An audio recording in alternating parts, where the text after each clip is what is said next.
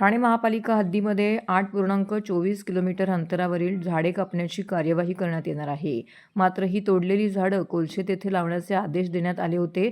मात्र हे आदेश धाब्यावरती बसवून जिओ टॅगिंगशिवाय सुमारे 300 झाडांची कत्तल करण्यात आल्याचा आरोप राष्ट्रवादी काँग्रेस शरदचंद्र पवार पक्षाचे जिल्हाध्यक्ष मनोज प्रधान यांच्या नेतृत्वाखाली वृक्षारोपण आंदोलनादरम्यान करण्यात आला आहे. आनंदनगर ते साकेत उड्डाण पूल बांधण्यात येणार आहे. या पुलाच्या बांधकामासाठी सुमारे 1847 झाडांची कत्तल करण्यात येणार आहे. त्यापैकी जिओ टॅगिंगशिवाय 300 झाडं कापून त्यांची पुनर्लागवड करण्यात आलेली नाही. त्या निषेधार्थ ज्या ठिकाणी झाडं कापण्यात आलेली आहेत त्या सर्व्हिस रोड परिसरातच वृक्षारोपण करून राष्ट्रवादी काँग्रेस शरदचंद्र पवार पक्षाने आंदोलन केले आहे. यावेळी आंदोलकांनी झाडं वाचवण्यासंदर्भामध्ये हातात फलक देखील घेतलेले होते.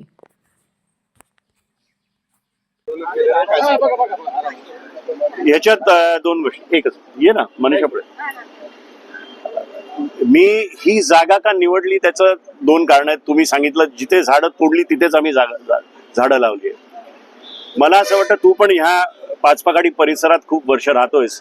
मी इथला नगरसेवक होतो आणि ही जी झाडं आपण बघताय ती चंद्रशेखरच्या वेळेस हा सर्व्हिस रोड बनला आणि ती झाडं ही मी स्वतःच्या हाताने लावलेली झाडं आहेत. 30 वर्ष जुनी झाडं आहेत. आम्ही समोरच्या सोसायटींना दर सोसायटीला 10 झाडं दत्तक असं करून ही झाडं मोठी केली, जगवली आहेत.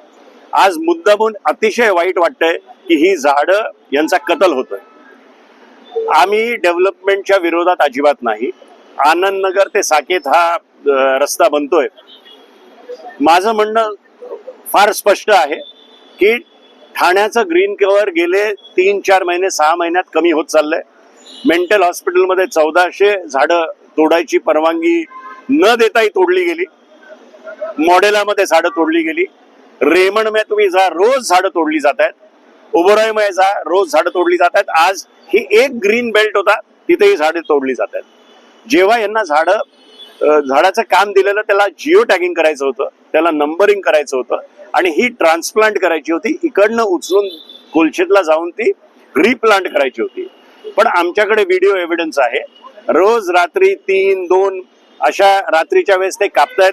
जर तुम्ही खालती बघितलं तर मुळाच्या वरतून ते झाडं तोडलेली आहेत, कापली आहेत आणि वरतून माती टाकलेली आहे. तर अशा पद्धतीने जर काम होणार असेल तर आम्ही राष्ट्रवादी काँग्रेसवाले रस्त्यावर उतरू, जसं आज उतरलोय.